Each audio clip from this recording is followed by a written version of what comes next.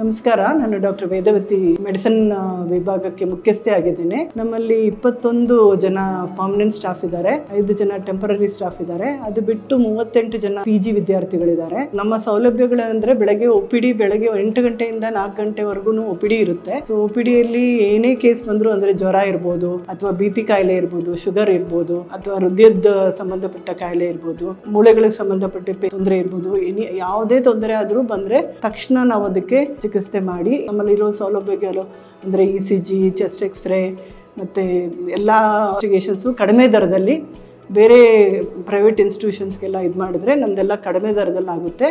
ಎಲ್ಲನೂ ಇಮಿಡಿಯೇಟಾಗಿ ಮಾಡಿಕೊಡ್ತೀವಿ. ಆ್ಯಂಡ್ ಸಾಯಂಕಾಲ 4 ಗಂಟೆ ಮೇಲೆ ಎಮರ್ಜೆನ್ಸೀಸು ಅದೆಲ್ಲ ಕ್ಯಾಶುಯಾಲಿಟಿ ಅಂತ ಅಲ್ಲಿಗೆ ಹೋದರೆ ಯಾವುದೇ ಕೇಸ್ ಬಂದರೂ ನೋಡ್ತೀವಿ. ಆದಷ್ಟು ಬೇಗ ತುರ್ತು ಚಿಕಿತ್ಸೆ ಮಾಡಿ ನಾವು ಅಟೆಂಡ್ ಮಾಡ್ತೀವಿ.